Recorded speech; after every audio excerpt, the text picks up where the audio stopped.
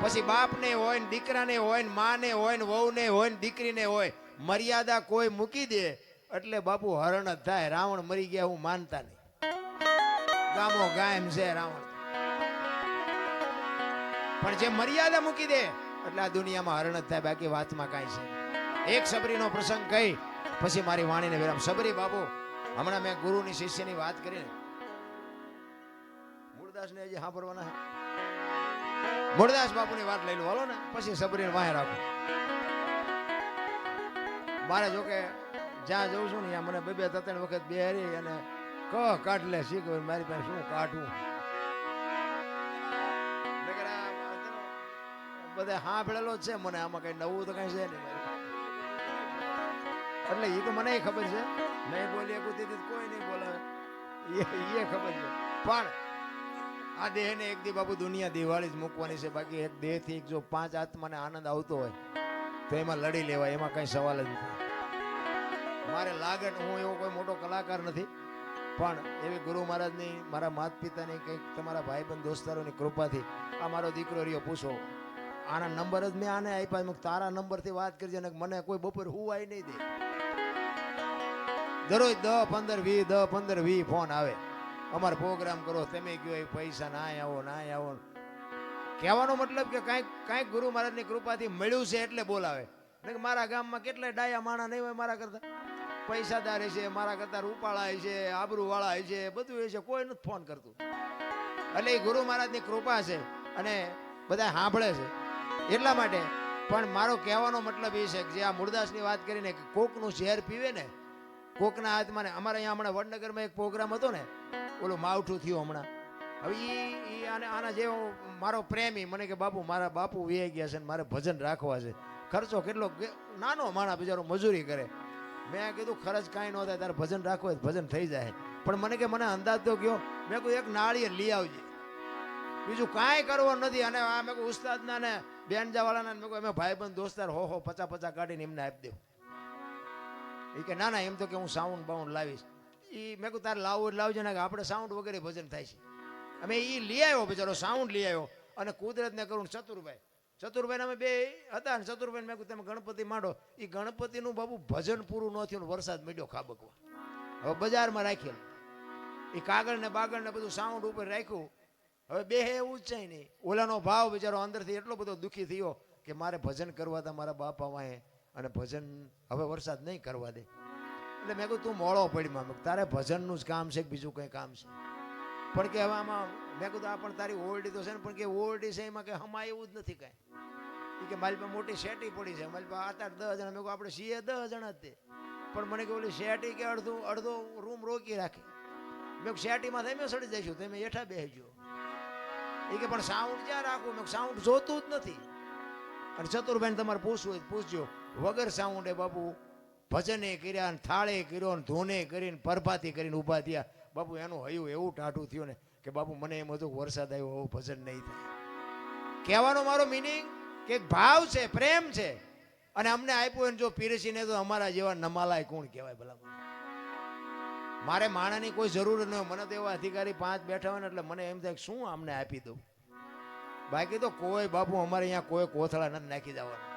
પણ મારો કહેવાનો મિનિંગ એ છે કે આ કંઈક લેવા જેવું છે, આ કંઈક ખાવા જેવું છે. આમાંથી 2 જણાને મારી વાત ગળે ઉતરે ને એટલે મને એમ થાય કે મારી રાજ સુધરી છે, બસ બીજું કાંઈ છે નહીં. આમાં કોકના જીવનમાં બાપુ કોકના દુઃખમાં જો ભાગ પડાવી શકી ને તો જ મારો નાથ નોંધ કરે, બાકી એમનામ નથી થાય એવું. આ મૂળદાસ હાંજનું ટાણું વાયુનો કાંઠો ને બાપુ માળા કરતો હતો. અને એક જુવાન દીકરી કુએ પડવામાં આવી અને આમ કુવામાં ધોબકો મારવાની તૈયારી કરી અને બાપુ જોઈ ગયા. હડી કાઢીને બાવડું પકડી લીધું. હા બેટા શું કામ? એ કે બાપુ મને મરવા દો. એ કે પણ શું કામ મરવું છે? આ માણા જેવો અવતાર મળ્યો છે, મરવું છે શું કામ? એ કે બાપુ મારા જીવનમાં એક ભૂલ થઈ ગઈ છે, હું મોઢું નથી બતાવી શકું એવું.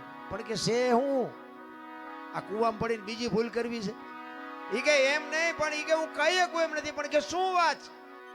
એ કે બાપુ મારા પેટમાં બાળક છે ને, બાળકના બાપનું નામ લઈ શકું એમ નથી. લઉં ને તો જીવવા દે ને, પણ લઈ શકું એમ નથી. કારણ કે એવા મોટા માણા હોય તો બાપુ આવા જ કોકના ધંધે લગાડે ને. એટલે મૂળદાસ બાપુ એમ કે છે કે તારા પેટમાં બાળક છે, એનો બાપનું નામ લે તો તને જીવવા દે. કે બાપુ તો જીવવા દે.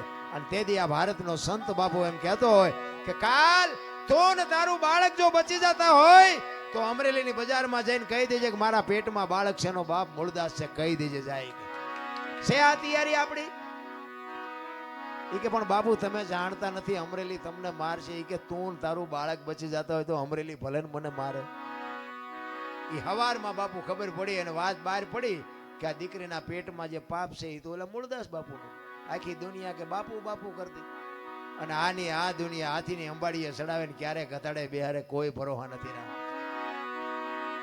એ અમરેલીમાં માથે મુંડન કરાવી, ગધાડું બોલાવી અને જોડાનો હાર પહેરાવીને બાપુ અમરેલીમાં ફૂલેકું કાઢ્યું હો મૂળદાસ. મૂળદાસ બાપુ ગધાડા ઉપર બેઠા બેઠા વિચાર કરે કે વાહ ઠાકર વાહ, તે મારી માથે આજ ભજાડી પડી કે કાંઈ વાંધો નહીં, એક દીકરીને બાળક એ તો બચી ગયા ને. એનો નશો બાપુ એને કાંઈ નાનું નહોતું લાગતું. એક આપણે એસટીમાં ચડીને આપણને એસટીમાં જગ્યા મળી જાય, કોઈ બેન ચડે, છોકરું ચડે, કોઈ માજી ચડ્યા હોય, કોઈ વૃદ્ધ બાપા ચડ્યા હોય, એને તમે જગ્યા આપી દો ને અને તમે ઉભા રહ્યો ને તોય તમને થાક ન લાગે. એ જગ્યા આપ્યાનો નશો તમને થાક ન લાગવા દે કે ભલે બેઠી મારી બેન બેઠી છે ને, પણ આ કરવું જ નથી. આ વાત ઉડતી ઉડતી જામનગર સ્ટેટ અમારા જામનગર દરબારે મૂળદાસમાં કંઠી બંધાવેલી અને એને આ વાતની ખબર પડી ને કે મૂળદાસે આવું કર્યું, કંઠી તોડી નાખી. અને આયા બાપુ મૂળદાસ જો નજરે જોયેલું ખોટું પડે, સાંભળેલું તો ખોટું પડે, નજરે જોયેલું ખોટું પડે. આયા ઠેબી નદીના હામા કાંઠે બાપુ મૂળદાસ બાપુ સાપરું વાળીને રહે છે. અને એને વિચાર કર્યો કે આ દુનિયા નો સમજે કે ઓલો જામનગર દરબાર મારી કંઠી બાંધી છે, એની પાસે જવું અને એ કંઈક મારી વાતને સમજી શકે. એ અમરેલીથી જામનગર જાય, જામનગર દરબાર ગઢમાં ગયા. કીધું કે મારે બાપુને મળવું છે. બા સાહેબે કીધું બાપુ ઘરે નથી, ક્યાંય ગયા? એ કે ગામમાં મોટું મંદિર છે ને, અહીંયા બધા સંતો આવ્યા છે, મોટા મોટા મહાપુરુષો આવ્યા છે, અહીંયા કંઠી બંધાવા ગયા છે. એ કંઠી બંધાવા ગયા એમ કીધું ને બાપુ આપ ફાટ્યો મૂળદાસ માથે. અરે તારી ભલી થાય તારી, આને મારી કંઠી તોડી નાખી. પણ એ કે કાંઈ વાંધો નહીં, મારે એને મળ્યા સિવાય જવું નથી. એ દરબાર ગઢથી મોટા મંદિરે બાપુ મૂળદાસ જાય અને રસ્તામાં એક મરેલી બિલાડી પડી છે, બચડા ટળવળે છે. અને મૂળદાસ અહીંયા આવીને ઉભા રહ્યા અને એને આમ ઘડીક વિચાર કરીને મરેલી બિલાડીને જોડીમાં નાખીને આવ્યા અહીંયા ડાયરામાં. આખો ડાયરો બાપુ આગડા ઠઠ બેરો છે અને બધાએ મૂળદાસને બહાર કાઢવા મહેનત કરે છે. કઈ ભાગી જા, તું તો પાપી છો ને, તું તો આવો છો ને. ઓલા સંતો અંદર બેઠા છે કે શું ભાઈ દેકારો થાય છે? એ કે ઓલો અમરેલીથી મૂળદાસ આવ્યો છે ને, એને બધા બારો કાઢે. એ કે આવવા દો અંદર આવવા દો, એને કંઈક કામ હશે. મૂળદાસ આવ્યા અંદર અને કીધું મૂળદાસ શું આવ્યો? એ કે બાપુ મારે બીજું કાંઈ કામ નથી, હું તો મારા કામે જાતો હતો, પણ મેં એવું સાંભળ્યું તો કાંઈ મોટા મોટા સંતો આવ્યા છે ને એક રસ્તામાં મરેલી બિલાડી પડી હતી અને એના બચડા બિચારા ટળવળતા હતા. મેં કીધું મોટા મોટા સંતો આવ્યા એના બિલાડીને જો બેઠી કરે તો બચડા દૂધ ભેળા થાય, એ હાટું આવ્યો, બીજું કાંઈ કામ નથી. એમ કહીને બાપુ ચોળીમાંથી બિલાડી કાઢીને મૂકી. આખો ડાયરો દાંત મીડ્યો કાઢવા. એ કે મરેલા જીવતા થતા છે કે બાપુ થાય જ તે, નકરી આરતી જ ઉતરાવી દુનિયા પાસે, આ નકરા પગે લગડાવા છે. અને આ બાપુ ભજનમાં આપણે તો ઠીક, હવે આપણે તો નાના છીએ ને આપણી તો ભૂલો હજાર આવતી હોય, પણ બાપુ ખરા ખરીના ખેલ હોય ને ત્યાં ખબર પડે.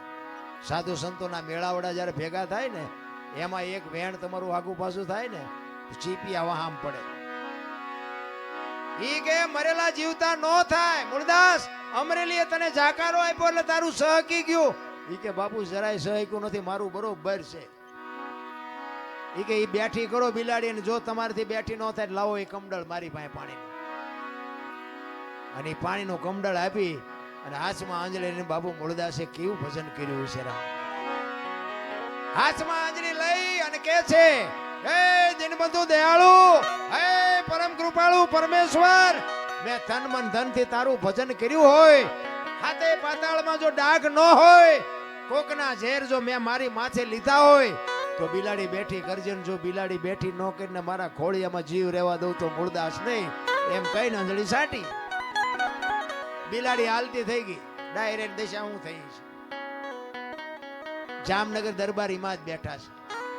એને એમ થયું મારે બેટી કંઠી તોડીને ભૂલ કરી, આને પાપ કર્યું ન હોય, પાપ કર્યું હોય તો બિલાડી બેઠી થાય નહીં. અને બાપુ મૂળદાસ રોતો રોતો કાટ પગથિયા ઉતરી ગયો અને જામનગર દરબારે હડી કાઢી, હે બાપુ ઉભા રહ્યો, હે બાપુ ઉભા રહ્યો, પણ ઉભા નથી રહેતા મૂળદાસ. આગળ જઈને લાકડી પડે એમ દરબાર પીડ્યા પગમાં, બાપુ મને માફ કરો, બાપુ મારી ભૂલ થઈ ગઈ. એ કે અરે ભલા માણા, હું ઠેઠ અમરેલીથી તારી પાસે આવ્યો હતો. મને એમ થયું કે આ જગત નો સમજે કે તું તો 5-25 ગામનો ધણી હતો, તને મારા ઉપર ભરોસો ન આવ્યો. હવે કોઈક હારો બાવો ગોતીને કંઠી બાંધી લે, સમય વિયો ગયો. એમ સમય બડા બલવાન નહીં, પુરુષ બળવાન. કાબે અર્જુનને લૂંટ્યો હોય ધનુષને. સમય હોય ને તારે કંઈક કરી લેજો, બાકી આ દેહ થાય કે પછી જય હરી કાંઈ બનવાનું નથી. એટલા માટે